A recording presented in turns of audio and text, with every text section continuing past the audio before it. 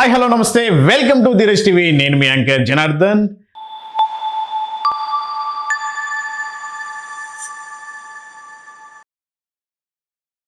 ఈరోజు మనతో పాటు ఉన్నారు పాడుతా తీగ విన్నర్ అండ్ మా టీవీ విన్నర్ ప్రవీణ్ కుమార్ కొప్పుల్ గారు. నమస్తే సార్. నమస్తే అండి. ఎలా ఉన్నారు? బాగున్నానండి.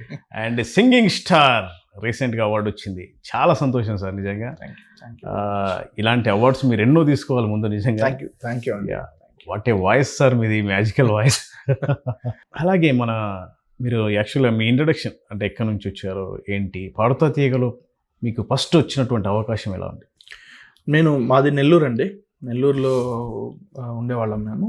సో ఆ టైంలో పాడుతా తీగ ఆడిషన్స్ జరగడము, పాడుతా తీగలో అవకాశం ఆడిషన్స్కి వెళ్ళడము, అందులో నెల్లూరులోనే అందులో వెళ్ళడము, అక్కడికి మెయిన్ అంటే జడ్జెస్ రావడము, జడ్జెస్ వచ్చి నన్ను సెలెక్ట్ చేయడం, ఆ తర్వాత పాడుతా తీగ మెయిన్ స్ట్రీమ్కి వెళ్ళడం, బాలుగారిని చూడడం. ఇంకా బాలుగారు వచ్చారా సార్ అప్పుడు? నెల్లూరుకి, హైదరాబాద్ మెయిన్ స్ట్రీమ్ అంటే హైదరాబాద్. బాలుగారు మీరు ఇంత ఆరాధిస్తారు, మీ దైవం. ఆయన్ని చూసినప్పుడు ఫస్ట్ మీ రియాక్షన్ ఎలా ఉంది? నేను అదే చెప్తున్నాను కదండి, నేను చాలా ఇంటర్వ్యూస్లో చెప్పాను, బాలు గారు నాకు దైవంతో సమానం. నేను ఎంతో ప్రేమించేటువంటి దైవం, నా దైవం బాలు గారు. అంటే ఒక వ్యక్తికి ఎవరు ఏదో చేశారని కాదు, ఒక వ్యక్తి హృదయంలో స్ఫూర్తి నింపడం కూడా చాలా గొప్ప విషయం అసలు. అది అంటే ఆ వ్యక్తిని చూసి ఇన్ఫ్లుయెన్స్ అయ్యి మన లైఫ్ని మనం చేంజ్ చేసుకోవడం అనేది కూడా ఒక గొప్ప విధానం. అక్కడ ఆ వ్యక్తులు చాలామంది అంటారు వ్యక్తి పూజ చేయకూడదు, అది వ్యక్తి పూజ చేయకండి అని కొంతమంది అంటూ ఉంటారు. అది నేను ఒప్పుకోను. ఎందుకు ఒప్పుకోను అంటే, దైవం మానుష రూపేణ అంటారు. భగవంతుడు ఎక్కడో ఉండరు. మనల్ని ఇన్ఫ్లుయెన్స్ చేసి, మనల్ని సన్మార్గంలో నడిపించి, మనకు స్ఫూర్తినిచ్చేటువంటి గొప్ప మనుషుల రూపంలోనే మన ముందు కనిపిస్తారు ఆయన. ఆ దేవుడు అనేవాడు అటువంటి వ్యక్తుల రూపంలో కనిపించి మన జీవితాలను మారుస్తారు అన్నమాట. సో అలాగా నా తండ్రి రూపంలో భగవంతుడు నా జీవితంలోకి వస్తే, కొప్పోలు శ్రీరాములు గారు మా నాన్నగారు, బాలుగారు రూపంలో భగవంతుడు మరొక రూపంలో వచ్చి నాకు స్ఫూర్తి నింపి ఈ సంగీత ప్రపంచంలోకి నేను వెళ్ళేలాగా చేశారు. తల్లి, తండ్రి, గురువు, దైవం అంటారు. అంటే బాలుగారి పాడుతా తీగలు కూడా మీరు పాడినప్పుడు ఆయన మర్చిపోయినటువంటి ఎన్నో జ్ఞాపకాలు ఉన్నాయి. మీ నాన్నగారు అంటే నేను అడిగే క్వశ్చన్ ఏంటంటే సార్, మీ ఫ్యామిలీలో మీకు ఇంత మంచి కంఠం వచ్చింది, ఎంత మంచి వాయిస్ మీకు, ఇది అంటే ఫ్యామిలీలో ఎవరైనా ఉన్నారా? ఉన్నారండి. మా 4 fathers, మా తాతగారు, మా నాన్నమ్మ, మా తాతగారి తల్లిగారు, ఆయన తల్లిగారి తండ్రి, వీళ్ళందరూ కూడా మంచి అద్భుతంగా పాడేటువంటి సింగర్స్ అన్నమాట. మా తాతగారు, ఆయన అమ్మగారి యొక్క తల్లిగారు, అలాగే అమ్మగారి యొక్క మామయ్య గారు కూడా, అంటే మా ముత్తాత 4 generations కూడా వస్తున్నారు అనమాట. కాకపోతే వీళ్ళందరూ కూడా ఏంటంటే ఒక రంగస్థల కళాకారుల టైప్లో పాడేవాళ్ళు అనమాట. నేను ఒక్కడిని ఫిల్మ్ సింగింగ్ వైపు డైవర్ట్ అయ్యాను. బట్ నేను ఫిలిం సింగింగ్ వైపు డైవర్ట్ అయినా కూడా నా కల్చర్ ఏదైతే, నా పౌరాణిక పాటలు, పద్యాల కల్చర్ ఏదైతే ఉందో దాన్ని పోగొట్టుకోకుండా ఆ పద్యాలను కూడా పాడి అందరికి వినిపిస్తూ ఉంటాను. దానికి నిజంగా ఆ పద్యంకే నాకు ఇంకా మంచి ఆదరణ అనేది లభించింది. అది మేము వింటే నిజంగా ఇలా పెడతాం. ఎందుకంటే ఆ టాలెంట్ మామూలుగా. మీకు బాలుగారిలో కూడా నచ్చింది కూడా అదే కదా, ఆయన మీరు టర్నింగ్ అయింది కూడా అదే. నాకు అనిపించింది కూడా ఏంటంటే, మీ నాన్నగారు ఇచ్చినటువంటి ఆ గాత్రం అది టర్నింగ్ పాయింట్. నేను ఈరోజు అనుభవిస్తున్నటువంటి సర్వ సంపదలకు కారణం మా తండ్రి కొప్పోలు శ్రీరాములు గారు నాకు పెట్టినటువంటి భిక్ష. నేను ఒక గాయకుడిగా వచ్చాను అంటే నా తండ్రి ద్వారానే నాకు ఈ సంగీతం అనేది లభించింది, ఈ గాత్రం అనేది లభించింది. నేను బ్రతుకున్నంత వరకు మా నాన్నకి రుణపడి ఉంటారు. గ్రేట్. మీ స్టడీస్కి వస్తే అవి ఎంఏ ఇంగ్లీష్ లిటరేచర్, తర్వాత ఎంఎస్సి చేశాను. అలాగే మీరు గవర్నమెంట్ జాబ్ కూడా వచ్చింది, బట్ దాన్ని కూడా రిజైన్ చేసి ఒక 6-7 months వర్క్ చేశాను. తర్వాత ఇది మన యొక్క దారి కాదు, మనకి సంగీతం అనేది ఒక ఉంది, అంటే వర్క్ చేస్తూ మ్యూజిక్ని బ్యాలెన్స్ చేయలేకపోయాను. కాబట్టి నేను సంగీతంలోనే ఫుల్ టైం వెళ్దాం అని చెప్పేసి 2016లో నేను హైదరాబాద్ వచ్చేసాను. 15-16లో హైదరాబాద్ వచ్చేసాను. అంటే పాడుతా తీగ తర్వాత ఒక 1 మీకు జాబ్ వచ్చింది ఎప్పుడు సార్? 2016లోనే వచ్చింది. వచ్చింది. 16 డిసెంబర్లో వచ్చేసాను కంప్లీట్. 13లో వచ్చారా, 23లో వచ్చారా? 2013లో వచ్చారు. 2013 తర్వాత 16లో హైదరాబాద్ వచ్చారు. ఓకే. అంటే మంచి సింగర్ గుర్తింపు వచ్చిన తర్వాత, అంటే పాడుతూ ఉన్నప్పుడు మీకు ఛాన్స్ వచ్చినాక ఆ టైంలో మీకు ఒక హోప్ వచ్చింది కాబట్టి స్కిప్ చేశారు. అంతేకండి, ఒక కాన్ఫిడెంట్ అయితే వచ్చింది. సంగీతంలో మనం కాన్ఫిడెంట్ అని కాదు, అదే చెప్తున్నాను కదా, ఒక మొండి ధైర్యం. ప్రతి ఒక్కరికి గోల్ ఉంటుంది, ప్యాషన్, ప్రతి ఒక్కరికి ఒక మొండి ధైర్యం అనమాట. మనకి ఎవరు సపోర్ట్ చేసినా చేయకపోయినా ఈ ఫీల్డ్లో మనం నిలదొక్కోవాలి ఎలాగైనా. సినిమాల్లోనే ప్రపంచం అనుకుంటే కుదరదు కదండి. అంటే సినిమాల్లోనే మనం పాడాలి, సినిమాల్లోనే మన లైఫ్ని చూసుకోవాలంటే అది అన్ని సందర్భాల్లో వర్కౌట్ కాదు. అది ఇప్పుడు సినిమాల్లో ఉండే వాళ్ళనే మనం సింగర్స్ లేకపోతే ఇంకో రకం చూసుకునే పని అయితే, ఇంకా వేరే ప్లాట్ఫామ్స్లో హిట్ అయినటువంటి వాళ్ళని మనం ఎలా చూడాలి? అంటే అప్పటికి మీరు పాడుతా తీయగలరు విన్నారా సార్? విన్నారండి, విన్నారు. కానీ హైదరాబాద్ వచ్చి ఇక్కడ మంచిగా షోస్ చేయాలి, విదేశాలకు వెళ్ళి నేను ప్రోగ్రామ్స్ చేయాలి, పాటలు పాడాలి, దాంతోపాటు సినిమాల్లో కూడా అవకాశాలు వెతుక్కోవాలి అని చెప్పి వచ్చాను. వచ్చిన తర్వాత మంచిగా అంత అమ్మవారి అనుగ్రహం నేను నమ్మి వచ్చినందుకు చాలా మంచిగానే. అలాగే అంటే యాక్చువల్గా మీరు ఒక 10th ఇంటర్ అంటే చాలామంది డిగ్రీ స్థాయిలో వాళ్ళు హయ్యర్ స్టడీస్ కానీ ఆ వేలో వెళ్దాం అనుకుంటారు, ఫ్యామిలీ సపోర్ట్స్ కానీ. అంటే ఇప్పుడు నవే డేస్ ఉన్నటువంటి చాలామంది మిడిల్ క్లాస్లో ఉన్నటువంటి టాలెంటర్స్ వాళ్ళు స్ట్రగుల్ అవుతూ ఉంటారు. టాలెంట్ ఉంటుంది, బట్ ఒక రెస్పాన్సిబిలిటీ ఫ్యామిలీస్ వైపు ఒక రెస్పాన్సిబిలిటీ వాళ్ళను ఆనకట్టేసి ఆపేస్తూ ఉంటుంది. అలాంటి వాళ్ళు అంటే టాలెంట్ ఉంటుంది, మీలాంటి వాళ్ళు చూసినప్పుడు, ఇంకా చాలా మందిని చూసినప్పుడు ఇన్స్పైర్ అవుతారు. ఎక్కడో వాళ్ళకి ఎంత ఏజ్ వచ్చినా ఎక్కడో ఒక దగ్గర ఎంత మంచి పాట కనెక్ట్ అవుతూ ఉన్నాం, పద్యానికి కనెక్ట్ అవుతూ ఉన్నాం, మనం ఇలా చెప్పలేకపోయాము అనే వాళ్ళు చాలామంది అలా స్ట్రగుల్ అవుతూ ఉంటారు. దానికి అంటే ఎలా చెప్తారు మరి వాళ్ళ ప్రాబ్లమ్ ఫ్యామిలీ వైపా ప్యాషన్ వైపు అంటే మీరు ఇచ్చే సజెస్ట్ ఏంటి? నేను అదే అండి, చాలా మంచి క్వశ్చన్ అడిగారు. నేను దీనికి ఒక మంచి ఆన్సర్ చెప్తాను. విషయం ఏంటంటే, ఎవరైతే ఇటువంటి ప్యాషన్స్ ఉంటాయో, ఇటువంటి ప్యాషనేట్గా ఉన్నటువంటి వాళ్ళు ఎవరైతే ఉంటారో, ఇందులోకి రావాలని తపన పడుతూ ఉంటారో, ముందుగా వాళ్ళు ఒక డిసైడ్ అవ్వాలి. ఏంటంటే, మనం ఇందులోకి వెళ్ళిన తర్వాత మళ్ళీ వెనక్కి తిరిగి చూడకూడదు, ఎటువంటి బాధలు వచ్చినా ఎటువంటి కష్టాలు వచ్చినా అనుకునే ఒక మొక్కవోని దీక్ష ఉండాలి. లేదు నా ఫ్యామిలీకి కూడా నేను సపోర్ట్ చేయాలి, ఇందులో కూడా ఉండాలి అంటే ఒక మంచి జాబ్ చూసుకొని జాబ్ చేసుకుంటూ దీన్ని ఒక హాబీలా పెట్టుకుంటూ అడపాదడప పాడుకుంటూ ఫ్యామిలీకి సపోర్ట్ చేసుకుంటూ ఇందులో కూడా ఉండాలి. లేదు రెండు పడవల మీద కాళ్ళు పెడితే నేను ఎలా అయిపోతానేమో అనుకున్నప్పుడు మాత్రం మీకు జాబ్ కరెక్టా, ఈ ప్యాషన్ కరెక్టా మీరే డిసైడ్ చేసుకోవాలన్నమాట. ఎందుకంటే ఎవరి బాధలు ఎవరు తీర్చలేరు కదా, మన బాధలు మనమే తీర్చుకోవాలి. అండ్ వన్ మోర్ థింగ్, ఫ్యామిలీలో ఇటువంటి స్ట్రగుల్స్ కానీ ఉంటే ఫ్యామిలీ ఈజ్ ఫస్ట్ ఇంపార్టెంట్. ఎప్పుడు ఫ్యామిలీకే ఫస్ట్ ఓటు వేయాలి మనం. ఎందుకంటే మనల్ని నమ్ముకొని ఎంతోమంది, ఇప్పుడు మనం అంటే ఒక్కరే కానీ మనల్ని నమ్ముకొని మన ఫ్యామిలీ ఉంటుంది. ఆ ఫ్యామిలీకి ఎప్పుడు మన వల్ల ఇబ్బంది జరగకూడదు, మన వల్ల అన్యాయం జరగకూడదు. ఎందుకంటే మనల్ని నమ్ముకొని ఉన్నారు కాబట్టి. కాబట్టి ఫస్ట్ ఫ్యామిలీ ప్రియారిటీ. ఫస్ట్ ఫ్యామిలీని చక్కగా చూసుకోవాలి, తర్వాత మన లక్ష్యాన్ని సాధించుకోవడానికి ప్రయత్నించాలి. మంచి చెప్పారన్నా, సూపర్. మన లక్ష్యం కన్నా కూడా మన కొన్ని సందర్భాల్లో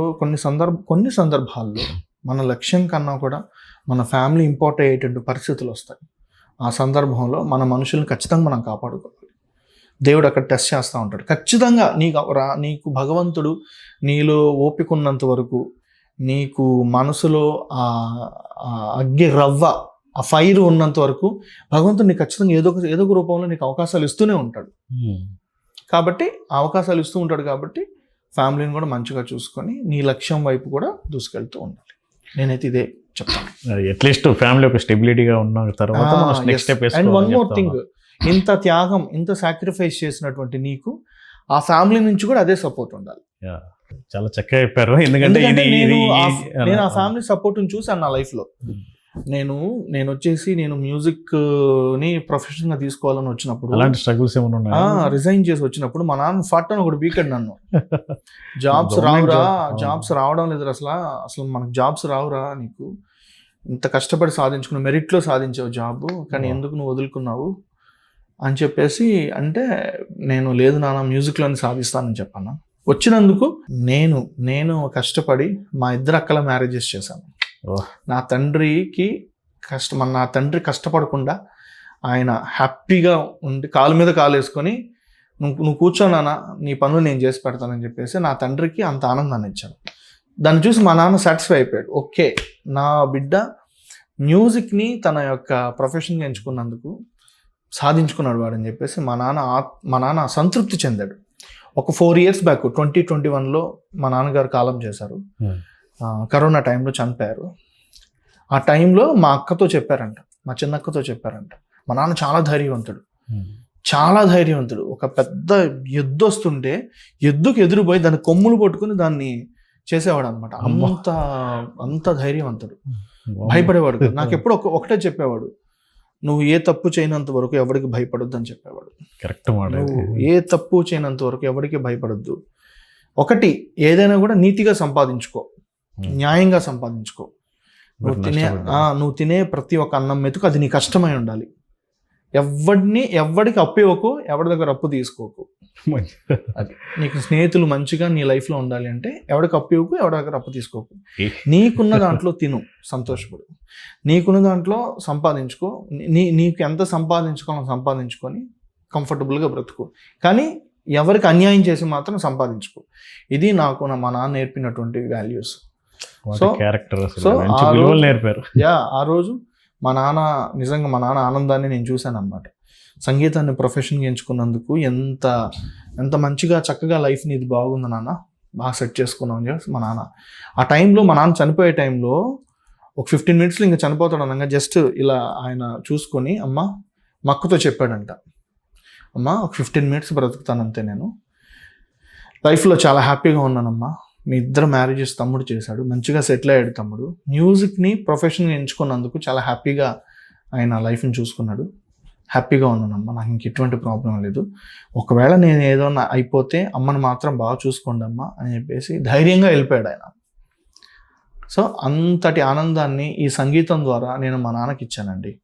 అందుకని ఈ సంగీతానికి శిరస్సు వంచి నమస్కరిస్తున్నాను. గ్రేట్, అందరూ అచీవ్ చేయలేరు అది. ఇంకోటి ఏంటంటే నాకు అంటే సంగీతంలో అండ్ మ్యూజిక్ అంటే మ్యూజిక్కే, మిమిక్రీ అంటే మిమిక్రీ, లేకపోతే ఒక టాలెంట్ మీద వెళ్తూ ఉంటారు.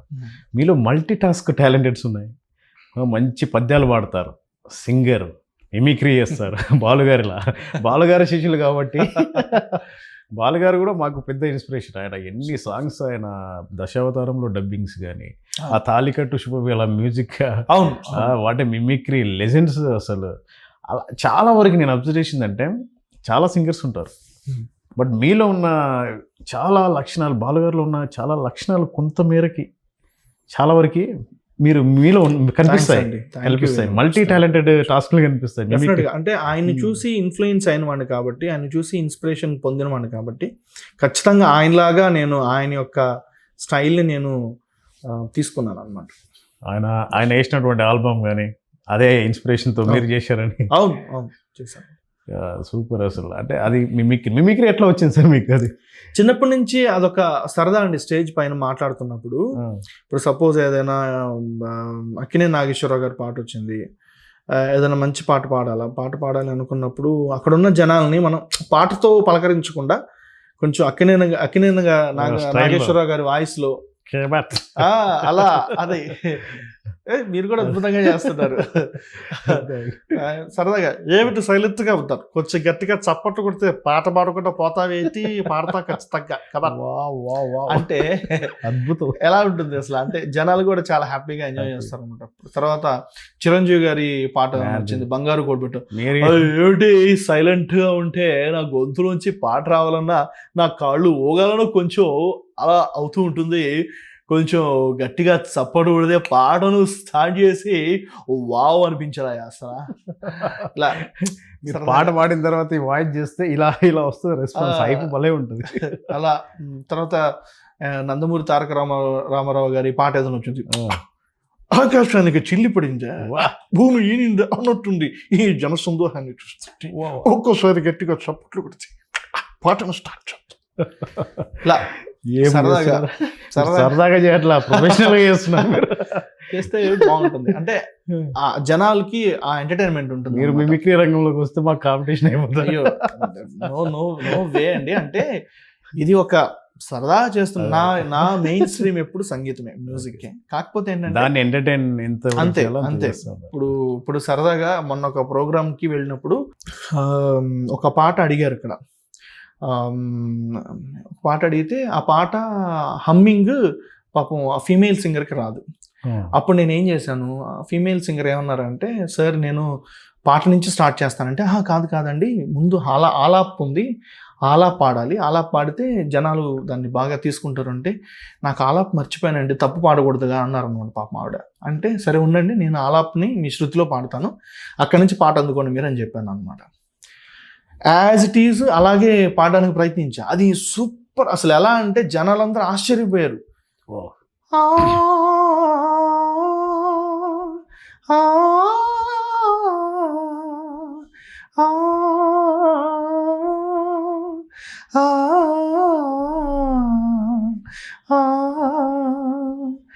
జానవులే వరవీణవులే తిలికించి తాళలో, ఆహా జానవులే మృదుపాణివిలే మధు సంతకాలలో, కన్నులలో సరసపు వెన్నెలలే, సన్నలలో గుసగుస తెమ్మెరలే, మోయిగని మొగ్గగని మోసపడిన వేళలో, జానవులే మృదుపాణివిలే మధు సంతకాలలో అని ఇలా సరదా పాడాను. బాబా ఏంటి పాడితే జనాలందరూ కూడా ఒక్కసారిగా అసలు ఎలా అంటే అందరూ ఆశ్చర్యపోయారు అనమాట.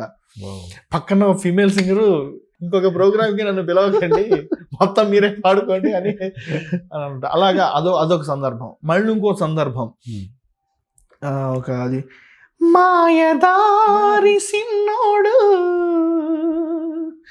మనసేలాగే సిండు, నా మనసేలాగే సిండు, లకం ఎప్పుడు రమ్మావా అంటే మాఘమాసం వెళ్ళేదాకా మంచి రోజు లేదన్నాడే, ఆగేదెట్టాగా అందాక ఏగేదెట్టాగా. ఇలా సరదాగా ఆ మిమిక్రీ అనేది ఆ జనాల్ని ఆకర్షించడం కోసం ఆ ప్రోగ్రామ్ మనం హిట్ చేయాలండి. మనల్ని ఎంతో ప్రేమతో పిలిచినప్పుడు మనలో ఉన్నటువంటి సర్వ కళలు యూజ్ చేసి అక్కడ ఆ ప్రోగ్రామ్ ని హిట్ చేసి వాళ్ళ దగ్గర నుంచి మన్ననలు పొందాలి. ఒక కళాకారుడికి కావాల్సింది మెయిన్ అదే, మెయిన్ ఎజెండా. ఎప్పుడు మనం ఒక ప్రోగ్రామ్కి వెళ్ళినప్పుడు ఏదైనా కూడా ఏదో మొక్కుబడిగా పాటలు పాడడం అలా కాకుండా, మనకి ఎదురు వ్యక్తుల్ని అగౌరవపరచకుండా, ఎదురు వ్యక్తుల్ని ఇబ్బంది పెట్టకుండా, మన దగ్గర ఉన్నటువంటి కళని వాళ్ళకి చూపించి వాళ్ళు హ్యాపీ చేసి వాళ్ళ ఆశీర్వాదం తీసుకుంటే అదే గొప్ప విషయం. కళాకారుడికి ప్రశంసలు అంతే సార్, జస్ట్ వాళ్ళు హ్యాపీ అయితే చాలు. అంతే. పైసల కన్నా కూడా ఫస్ట్ కళాకారుడు ఎదురు వ్యక్తుల యొక్క ప్రశంసలను కోరుకుంటాడు. అటువంటి ప్రశంసలు పొందగలిగేటువంటి స్థాయిలో నీ యొక్క టాలెంట్ వాళ్ళకి చూపించాలి. మాకేమనిపిస్తుంది అంటే ఈరోజు సింగింగ్ స్టార్గా ఉన్నారంటే దానికి కారణం మీలో ఉన్నాయి మల్టీ టాలెంట్స్. మీరు చెప్పినట్టుగా ఇక లేడీస్ వాయిస్ కానీ, సింగింగ్ కానీ, డ్యాన్స్, మైకేల్ జాక్సన్ చూసాం మేము. ఇంకా చిరంజీవి గారు పూంతారు మీకు అసలు. బంగారు కోడి పెట్ట సాంగ్కి మీరు వేసే స్టెప్పులు షాక్. అసలు స్టార్టింగ్లో మేము అంటే నేను ఎప్పుడో చూస్తూ ఉన్నప్పుడు షాక్, నేను మీ వాయిస్ ఈ స్టెప్స్ చూసి షాక్. అన్నా ఏంటి అసలు మైకేల్ జాక్సన్ స్టెప్ అంటే చాలా మందిలో ఒకే టాలెంట్ ఉంటుంది, మల్టీ టాలెంటెడ్ అనేది అది కూడా చాలా వరకు పరిపూర్ణంగా ఉండడం అనేది చాలా రేర్. అదొక్కటి మీలో చాలా ఎఫెక్టివ్గా ఉందండి. చాలా చాలా హ్యాపీ అసలు మాకు. అలాగే మీలో ఉన్నటువంటి మాకు నచ్చేది, ఎస్పెషల్లీ మా ప్రేక్షకులకు కూడా నచ్చేది పద్యం. అది ఈ జనరేషన్లో కనుమరుగైపోతూ ఉంది. మీలాంటి వాళ్ళు ఉండడం వల్ల దాన్ని ఇంకా తీసుకెళ్తున్నారనే హోప్ చాలా మందికి ఉంది. దాన్ని ఒక్కసారి మా కోసం ఒక మంచి పద్యం, సత్యహరిశ్చంద్ర గారి ఏదైనా మీకు. తప్పకుండా. ఈ చోటనే సత్కవీంద్రుని కమ్మ కమ్మని కలము సత్కవీంద్రుని కమ్మని కలము నిప్పులలోన కరిగిపోయే ఇచ్చోటనే భూములేలెడే రాజన్యుల అధికార ముద్రికల్ అంతరించే ఇచ్చోటనే లేత ఇల్లాలి నల్ల పూసల సౌరు గంగలో కలిసిపోయే ఇచ్చోటనే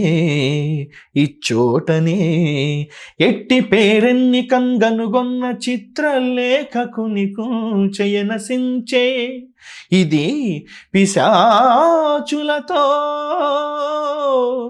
నిటలేక్షణుడు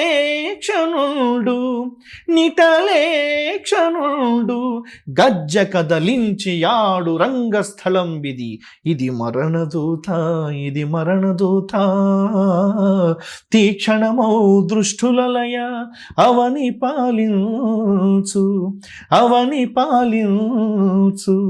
భస్మ సింహాసనంబు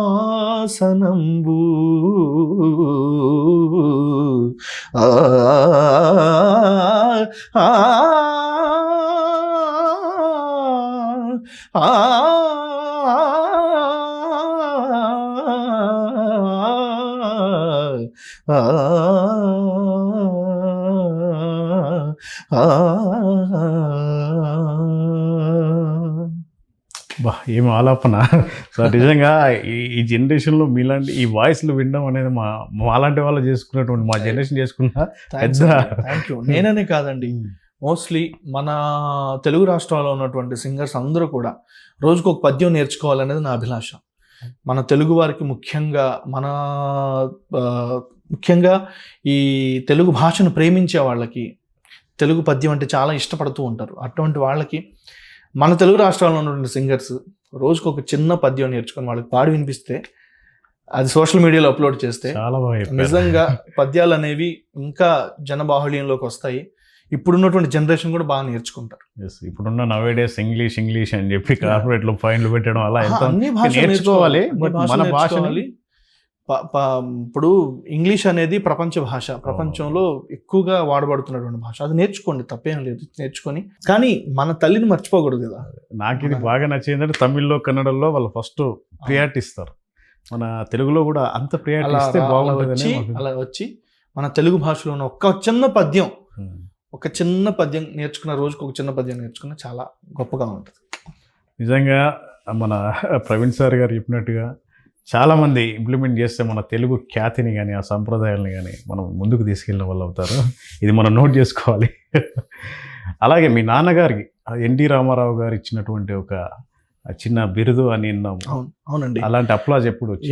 మా నాన్నగారు ఇంటర్ కాలేజ్ కాంపిటీషన్స్ అనేవి అప్పట్లో జరుగుతుండేవి అనమాట, ఆయన చదువుకునే రోజుల్లో. ఆ టైంలో ఎన్టీ రామారావు గారిని చూసి ఇన్స్పైర్ అయ్యి ఎన్టీ రామారావు గారి వేషధారణ వేసుకొని సత్యహరీష్ చంద్ర అనే ఒక నాటకం వేశారంట. దానికి ఎన్టీ రామారావు గారు గెస్ట్గా వచ్చారంట ఆ టైంలో గెస్ట్గా అంటే అప్పుడే కొత్తగా ఎన్టీ రామారావు గారు పార్టీ పెడుతున్నారంట. ఆ సందర్భంలో ప్రతి ఒక్క జిల్లాకి ప్రతి ఒక్క దానికి అటెండ్ అవుతున్నారంట, వెళ్ళి అందరినీ జనాన్ని సమకూర్చుకుంటున్నారనమాట అంట. ఆ టైంలో కాంపిటీషన్స్ జరుగుతున్న టైంలో ఎన్టీ రామారావు గారు కాలేజ్కి వచ్చినప్పుడు మా నాన్నగారు ఆయన ముందు సత్యహరిశ్చంద్రుడి యొక్క వేషం సేమ్ ఎన్టీ రామారావు గారి గెటప్లో వేసుకొని చేస్తే దానికి ఎన్టీ రామారావు గారు బాగా దానికి ఎక్సైట్ అయిపోయి ఆయన చూసి, మా నాన్నగారిని చూసి బాగా ఇంప్రెస్ అయిపోయి దగ్గరకు వచ్చి సన్మానిస్తూ అడిగారంట. ఎన్టీ రామారావు గారు అడిగారంట ఆయన్ని, మీ పేరు ఏం పేరు అని అడిగితే నా పేరు శ్రీరాములు అని అన్నారంట. అంటే ఏ ఊరు మీది అని అడిగారంట. బ్రదర్ ఏ ఊరు మీది? మాది బిట్రగుంట సార్ అని చెప్తే, ఇక నుంచి మీ పేరు శ్రీరాములు కాదు, నాలాగే వేషం ధరించి వచ్చారు స్టేజ్ పైకి, మిమ్మల్ని చూస్తుంటే నాకు అంత మంచిగా ఇంప్రెస్ అయ్యాను నేను, ఇక నుంచి మీ పేరు నా పేరే పెడుతున్నాను, మీకు బిట్రగుంట రామారావు అని మీకు నేను నామకరణం చేస్తున్నాను అని చెప్పేసి ఎన్టీ రామారావు గారే మా నాన్నకి చిన్న వయసులో చదువుకునే టైంలో ఆయన ఇంప్రెస్ అయ్యి మా నాన్నగారికి పెట్టారంట ఆ పేరు. మా నాన్న చెప్తూ ఉంటారనమాట, అరే నేను ఆ టైంలో నాకు అసలు ఏ ఫోటోలు ఏమీ తెలియదురా, ఆ సమయంలో ఆ ఫోటో దొరుకుంటుంటే ఎంత బాగుండేదో నాకు. ఆ ఫోటో కోసం ఎంతో ప్రయత్నించారంట. ప్రయత్నించిన తర్వాత మా నాన్నగారు ఉంటున్నటువంటి ఊర్లో ఒక పెద్ద వరదలాగా ఏదో వచ్చింది. ఆ వరదలో ఈ యొక్క మెమరీస్ అన్ని కొట్టుకుపోయాయని చెప్పి అన్నారు అన్నమాట నాన్న.